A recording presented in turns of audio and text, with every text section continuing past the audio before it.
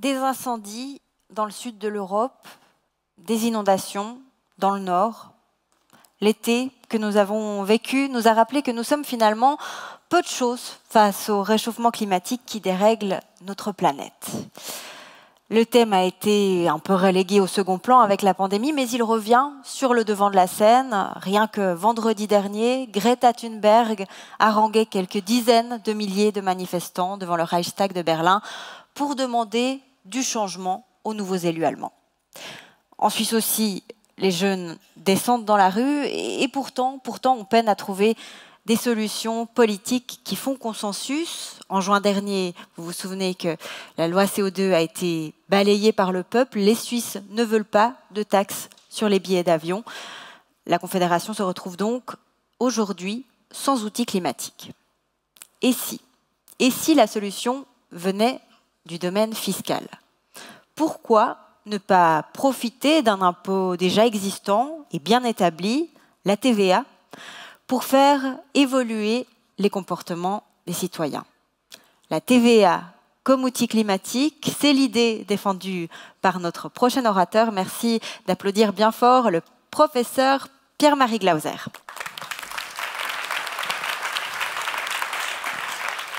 Merci. Merci, mesdames et messieurs, bonjour. Merci au Forum de l'économie vaudoise pour l'invitation. Merci à Madame Zurcher pour l'introduction. C'est vrai que la TVA comme outil climatique, alors peut-être que j'aurais dû attendre le fin novembre ou début novembre pour voir le résultat de l'initiative qui prévaut l'abolition de la TVA, mais je vais partir du principe qu'elle restera en vigueur quelque temps pour vous parler de cette problématique, enfin de cette idée d'utiliser la TVA comme outil climatique. C'est vrai que pendant la pandémie, on a pris conscience tous que, au fond, notre système économique, notre système social bien rodé pouvait tout d'un coup collapser. Et je crois que ça nous met en face d'une réalité que le problème climatique peut avoir et a très probablement cet effet. Et alors, il est beaucoup plus sournois, c'est un peu comme la tension artérielle, on ne s'en rend pas compte, mais en réalité le mal est là, et ce mal est profond et on doit y apporter une solution. Alors, je crois qu'il y a bien sûr des phénomènes très visibles, les inondations, les méga-feux de forêt, comme je le mets sur ce slide, mais en réalité, il y a tout un tas d'autres choses dont on ne se rend pas compte, la problématique de la biodiversité, la problématique même sur le moral et tous les problèmes sociaux qui vont venir. Et ce problème climatique, il est extrêmement large, il a une palette, il a des causes plutôt extrêmement variées, à commencer d'ailleurs par quelque chose dont on parle de plus en plus, c'est la problématique de la digitalisation. Ce n'est pas un clin d'œil à M. Chenet, mais c'est évident que c'est aussi une problématique, c'est... il n'y a pas que le carburant, il n'y a pas que les chauffages et les voitures à combustion, il y a énormément de phénomènes qui contribuent à la problématique du réchauffement climatique. Vous voyez sur ce slide un camembert qui résume la situation des gaz à effet de serre en Suisse. C'est encore une fois un phénomène très varié. Alors, à problème global, probablement qu'il faut avoir des solutions multiples. Donc je suis alors absolument aussi convaincu que les solutions techniques, les solutions innovatives sont une partie de la réponse. Il n'y a aucun doute là-dessus. Maintenant, je reste convaincu que les taxes incitatives, donc l'utilisation de taxes pour influencer le comportement, sont aussi un outil très important. D'une part parce que 55% des émissions à effet de serre dépendent du comportement des gens. Donc plus de la moitié peuvent être influencés très fortement en fonction du comportement de chacun. Et donc si on peut trouver un moyen d'influencer le comportement, en particulier par des taxes, c'est une bonne chose. La deuxième chose, c'est que les taxes permettent aussi d'internaliser certains coûts. Ça ne fait aucun sens de pouvoir faire Genève, Barcelone pour 50 francs. Parce qu'on ne tient pas compte, dans le prix de ce billet, de tous les coûts qui sont induits, et en particulier sur le climat, par la problématique de l'émission de CO2. Et en introduisant des taxes, eh bien, on peut internaliser certains coûts. Mais il y a une autre raison très très importante, c'est que je pense que ces taxes peuvent permettre à l'économie et peuvent permettre à notre système économique de participer à la résolution du problème avec nos mécanismes économiques. Et le danger, et on l'a entendu un tout petit peu, Madame Zürcher le disait dans son introduction, c'est que si on n'agit pas et si on laisse les choses avancer dans le mauvais sens, eh bien, certaines voix veulent carrément abolir le système. Et vous avez beaucoup de gens qui disent, pour le climat, il faut arrêter l'économie libérale. Ils prônent la décroissance, dont M. Lebas, en introduction, nous rappelait l'importance ou les dangers de la décroissance. Bon, je suis parfaitement convaincu avec cette approche. Et donc, l'utilisation de taxes bien conçues, bien menées dans la logique de notre système économique sont favorables. Maintenant, évidemment, ces taxes, elles doivent être conçues intelligemment. Et elles ne doivent pas simplement cibler un secteur. La loi sur le CO2 visait deux secteurs, la problématique du combustible fossile et puis la problématique des billets d'avion. Mais enfin, on l'a vu tout à l'heure sur le camembert, le problème est beaucoup plus large. Donc il faut essayer de toucher, ou avoir la capacité de toucher tous les secteurs, ou en tout cas une palette large de secteurs. Et, deuxième chose, de ne pas cibler uniquement le consommateur final. C'est-à-dire que l'idée, c'est de mettre en place un système qui touche tous les acteurs économiques et qui influence tous les acteurs économiques. Et enfin, ce serait quand même un petit peu dommage pour lutter contre le CO2 de créer une usine à gaz. Donc il faut éviter de mettre en place un système, une lourdeur administrative absolument incroyable. Et dans ce contexte, eh bien, au moment de la pandémie en 2020, il y a eu un deuxième événement majeur en 2020, ça a été les 25 ans de l'introduction de la TVA. Et donc, on m'a demandé de participer à un numéro spécial des archives de droit fiscal sur l'histoire de la TVA. Et je me suis dit, mais au fond, l'histoire de la TVA, voilà, pourquoi est-ce que je n'écrirais pas plutôt quelque chose sur l'utilisation future de la TVA, en particulier dans le domaine écologique? Et je me suis dit, est-ce que la TVA pourrait jouer ce rôle d'outils incitatifs en matière écologique? Et au fond, c'est assez séduisant comme idée, parce que la TVA, c'est un impôt général à la consommation qui touche pratiquement tous les secteurs économiques. Elle touche les biens, mais elle touche aussi les services. Donc on a vraiment la possibilité d'intervenir sur tous les domaines. Elle est appliquée par une administration bien rodée. C'est vrai qu'il y a certaines lourdeurs administratives qui ont été beaucoup corrigées ces dernières années, mais enfin, ça marche, ça roule. Tout le monde sait l'utiliser, tout le monde sait l'appliquer. Et donc, il n'y a pas besoin de mettre en place une administration très compliquée. Il faut juste vous rendre compte, la taxe sur les billets d'avion qui était proposée par la loi sur le CO2, elle était censée être mise en place, contrôlée et appliquée par l'Office fédéral de l'environnement. Donc, on crée une nouvelle administration uniquement pour une taxe sur les billets d'avion. Si vous multipliez ça pour chaque secteur que vous voulez toucher, vous avez véritablement une usine à gaz. Eh bien, avec la TVA, il n'y a pas besoin, parce qu'on a l'administration fédérale des contributions qui est en place et qui peut agir. Et donc, je me suis dit, j'ai commencé la recherche, j'ai regardé, et ce que j'ai découvert, c'est que dans l'Union européenne, cette question avait été très, très intensément débattue aux alentours des années 2010. Et non seulement débattue, mais qu'elle est encore, elle était même un des objectifs prioritaires de la Commission européenne, qui disait la TVA doit être un instrument climatique, et ce projet n'a jamais été vraiment abandonné. C'est très dormant, mais ce n'est pas vraiment abandonné. Alors, par contre, l'approche classique qui est discutée dans l'Union européenne et qui est beaucoup discutée dans une partie de la littérature, surtout dominée par des économistes, c'est d'utiliser les taux de TVA. Donc, je ne vous fais pas l'offense de vous rappeler comment fonctionne la TVA, mais vous savez que c'est un impôt qui est prélevé par chaque acteur. La société 1 qui vend par exemple des produits à la société 2. La société 2 vend à son tour des produits à son client. On facture à chaque stade la TVA. Et vous voyez que la société 1 paye 7,7% de TVA qu'elle livre à l'administration fédérale. Et puis la société 2 récupère cette TVA parce qu'elle-même est un assujetti TVA et facture ses clients, et puis facture ici son client final pour 200. Vous voyez qu'elle fait une marge de 100. La TVA ne lui coûte rien parce qu'elle la répercute sur son client. Donc elle facture 200 plus 7,7% à ses clients, ça fait 215,4. La TVA ne lui coûte rien. Elle récupère la TVA de la société 1. Et puis, qui c'est qui paye dans cette histoire? C'est le client final qui ne peut pas récupérer et qui paye ici 15,4 de TVA. Et donc l'approche classique qui est discutée dans l'Union européenne, c'est de différencier d'inciter des comportements, et en particulier dans le domaine écologique, en utilisant les taux. Donc au lieu d'utiliser, par exemple, là on a, disons, un véhicule, la société 2 vend des véhicules polluants, pour prendre un exemple, et elle est taxée à un taux de 7,7.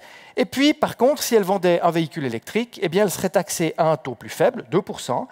Et vous voyez donc du coup que le client, au lieu de payer 215, paye 204.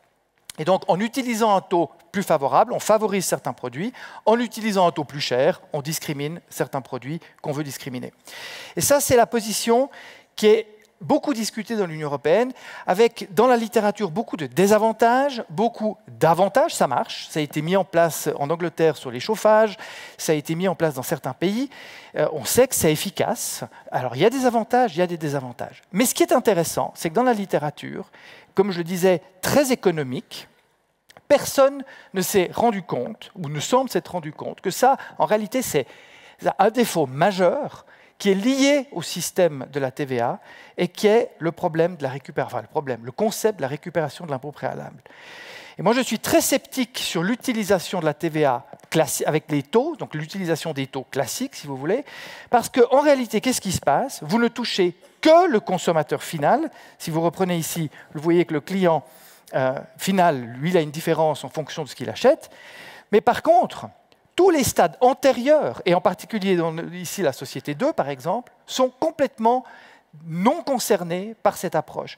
Si la société 2 est une société qui fait une activité tout à fait peu polluante, on va dire que c'est un marchand de vin par exemple, ou un boulanger, ou ce que vous voulez, elle facture ses clients, on ne veut pas la discriminer, ses produits sont parfaitement bien.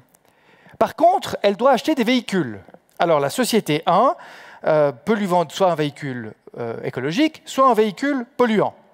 Et évidemment, avec un taux pour discriminer le véhicule polluant par rapport au véhicule écologique. Mais comme la société 2 est elle-même un assujetti TVA, elle récupère la TVA. Et donc, qu'elle paye 7,7 ou qu'elle paye 2 ou qu'elle paye 30 de TVA, c'est complètement égal, elle récupère cet impôt.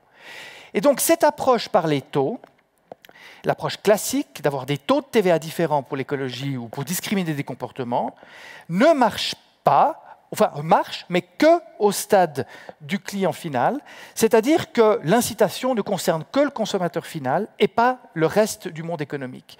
Et ça, je pense que c'est un effet justement totalement inadéquat qui conduit finalement à faire supporter tout l'effort sur le consommateur final et de laisser tout le reste de l'économie en dehors de l'exercice. Il faut au contraire trouver quelque chose qui permette d'intégrer toute la chaîne de valeur. Et c'est là, au fond, mais sans renoncer aux avantages de la TVA, qui sont le fait qu'elle est générale, le fait qu'elle touche les biens et les services, et le fait qu'elle soit bien rodée, qu'il y ait une administration bien rodée. Et d'où l'approche que je propose, enfin, une approche possible que je pourrais proposer, c'est d'utiliser en fait la TVA, non pas avec ses taux différents, mais comme vecteur, comme outil de perception, pour percevoir une surtaxe écologique, que j'appelle ici la General Green Tax. Et cette surtaxe écologique, eh bien, elle vient s'ajouter, elle vient s'ajouter, en réalité, se greffer, si vous voulez, sur la TVA, sur l'objet de la TVA. Alors, l'idée, ce serait, pour que ça soit simple et que ça soit efficace, c'est de vraiment calquer cette surtaxe sur le mode de calcul de la TVA. Donc, par exemple, un produit qui serait exporté ne serait pas soumis à la surtaxe. Un produit qui serait importé, que ce soit sous forme de service ou sous forme de bien taxé à la douane, serait soumis à la surtaxe. Donc, on se calque sur la base de calcul. On facturerait par contre cette surtaxe séparément sur la facture, ce qui n'est pas un problème, c'est très très facile. Comme disait tout à l'heure M. Chener, une ligne de codage dans la caisse enregistreuse et dans le système. Et c'est là la différence par rapport à l'approche classique. Par contre, cette surtaxe écologique, elle, ne serait pas récupérable à titre d'impôt préalable. Et du coup, eh bien, on voit qu'elle est opérante dans toute la chaîne de production. Reprenez l'exemple de la société 2 qui facture ses clients,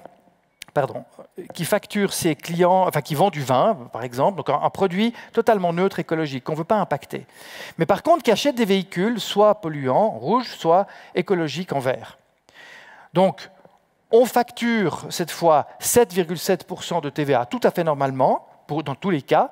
Mais par contre, en rouge, vous voyez que j'ajoute 2% de surtaxe écologique pour le véhicule polluant, pour le produit que je veux défavoriser, en quelque sorte. La société 2, à ce moment-là, elle vend son produit tout à fait normalement, c'est son vin, son pain, ou j'en sais rien, et elle récupère, bien sûr, en jaune, vous voyez que j'ai surligné en jaune, la TVA normale. Le système n'est pas remis en cause. Par contre, elle ne récupère pas les deux en rouge. Et là, elle a deux possibilités. Soit, ma foi, elle décide que ces deux sont un coût pour elle, puisqu'elle ne peut pas les récupérer, et elle réduit sa marge. Donc elle vend son produit comme avant, à 200, mais par contre, elle ne gagne plus que 98 au lieu de gagner 100 comme tout à l'heure. Ce qui n'est pas terrible, donc elle devra plutôt choisir le produit vert.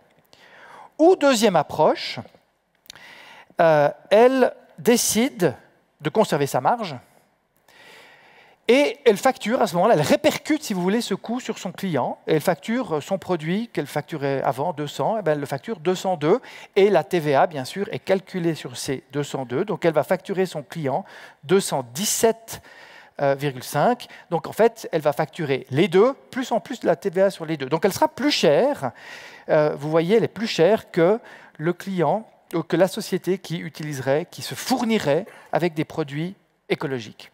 Et donc en faisant ça, eh bien, on arrive à finalement toucher l'intégralité des acteurs économiques avec cet incitatif. Alors évidemment, quels sont les produits qu'on frapperait de cette surtaxe, écologique? Bien, il faudrait les choisir en fonction de critères écologiques, bien sûr, de critères économiques, en fonction du bilan carbone, en fonction du taux d'émission, peut-être d'autres critères, comme par exemple le maintien de la biodiversité. En fonction de critères économiques comme la problématique de l'élasticité, il y a des produits qui sont beaucoup plus réactifs. Évidemment, il faudrait viser des produits qui ont des substituts écologiques. L'idée, ce n'est pas du tout de récolter des recettes fiscales, c'est d'inciter des comportements. Donc, typiquement, choisir des produits qui peuvent être remplacés, des produits polluants qui peuvent être remplacés par des produits non polluants. Une fois que le système est mis en place, et il nécessiterait une base constitutionnelle, dans l'article en question, je fais une proposition de texte constitutionnel, c'est évident qu'il faudrait une modification de la Constitution. Eh bien, c'est très facile à adapter de manière très évolutive. Au fond, il suffit de décider sur quel produit on met la surtaxe, sur quel produit on ne les met pas, et puis cette surtaxe, elle peut évoluer. Donc le système est très évolutif, et il permet de cibler des produits de manière très adaptative. Donc au fond, on pourrait commencer avec un ou deux produits, puis faire évoluer les choses en fonction des besoins. Alors cette approche, à mon sens, présente plusieurs avantages. D'abord, comme je l'ai déjà dit plusieurs fois, elle se base sur un système existant, sur une administration existante, donc pas besoin de commencer à construire toute une infrastructure administrative. On a déjà toutes les équipes de la Schwarztorstrasse, qui sont le siège de la TVA, qui, soit dit en passant, est une ancienne usine. Je ne sais pas si c'est une usine à gaz, mais c'était une ancienne usine. Ça permet de cibler tous les acteurs économiques indépendamment de leur position dans la chaîne de valeur. Comme je le disais tout à l'heure, on n'est pas en train de cibler que le consommateur final, ce qui est un des gros reproches qu'on a fait à la loi sur le CO2, mais tous les acteurs économiques sont concernés, comme je l'ai montré tout à l'heure. Très simple à appliquer, très flexible une fois que le système est mis en place. Il suffit de décider sur quel produit on greffe la surtaxe. Et un élément important, c'est qu'elle donne un signal très fort. Vous savez que si vous achetez un produit, vous voyez qu'il y a une surtaxe écologique, vous savez que votre produit est polluant, donc c'est un signal fort qui est un des avantages de ce type d'approche. Et puis, autre chose, elle n'implique pas de baisse fiscale. Une des critiques que les opposants à l'utilisation des taux TVA classiques font, c'est qu'on dit si vous réduisez les taux pour favoriser les produits écologiques, ça implique une baisse fiscale. Ici, on ne touche pas la TVA, on la laisse telle qu'elle est, on rajoute juste une surtaxe. Et au contraire, ça pourrait rapporter des ressources très importantes, parce que, ça c'est une estimation vraiment très grosse maille, mais la TVA sur les chiffres 2019 rapportait 22,5 milliards. C'est le plus gros des impôts fédéraux, à côté de l'impôt anticipé et des droits de timbre dont parlait M. Chenet tout à l'heure.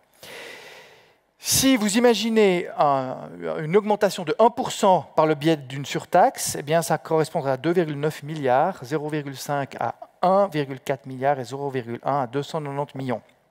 Alors, le but des taxes écologiques, des taxes incitatives, c'est de disparaître. Parce que lorsque tout le monde se comporte correctement, eh bien, on n'a plus besoin de l'incitation.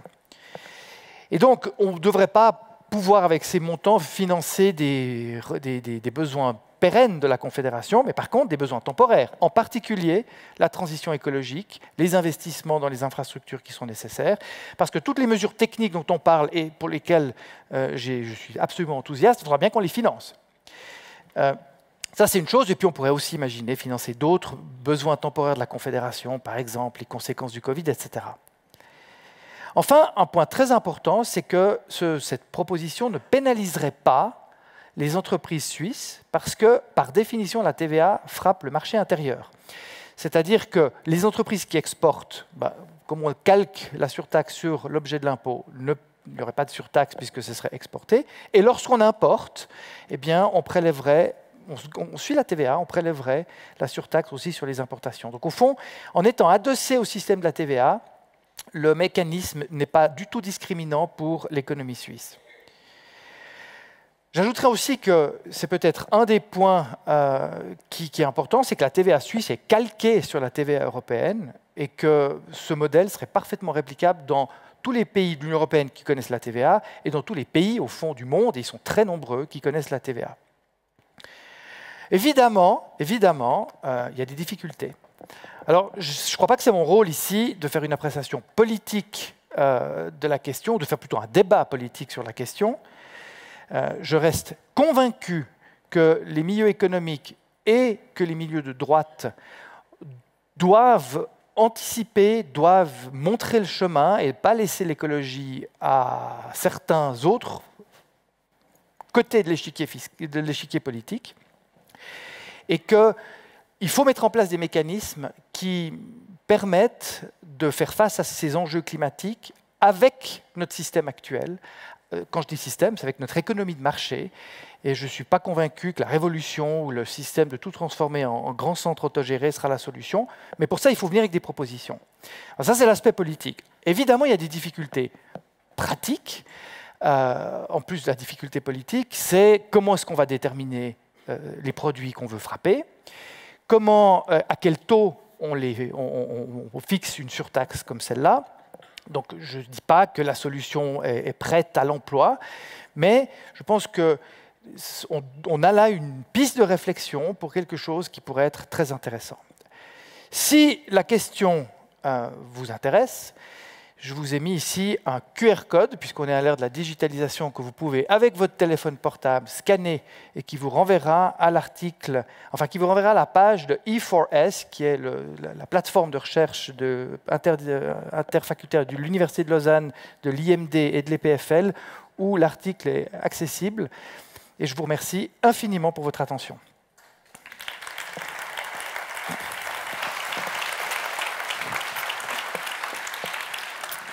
Merci à vous, professeur Pierre-Marie Glauser. Alors, je vous garde un moment sur scène pour vous poser 2-3 questions.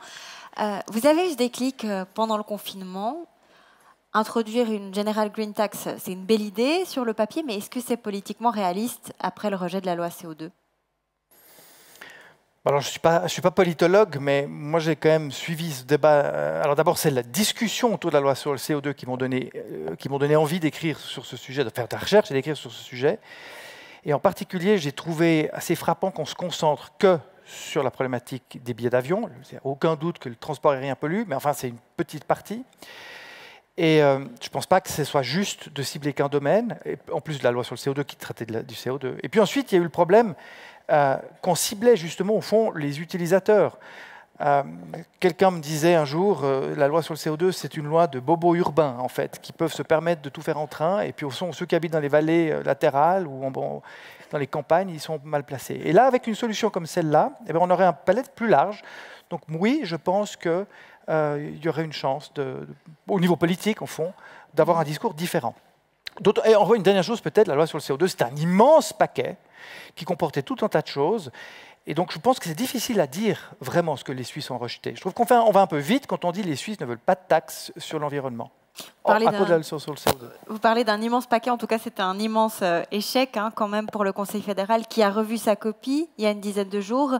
Il propose un nouveau projet de loi climat sans taxe, mais avec des mesures incitatives, notamment pour promouvoir les carburants verts. Est-ce que ces idées-là, elles n'ont pas plus de chances de passer devant le peuple que la vôtre ?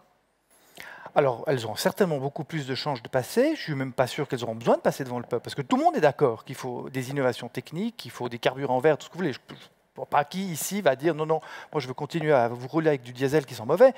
Je ne crois pas que c'est l'idée. Mais par contre, il faudra le financer, tout ça. Et ce qui est intéressant, c'est que vous avez peut-être vu dimanche soir, on se réjouissait du résultat de la votation 99%.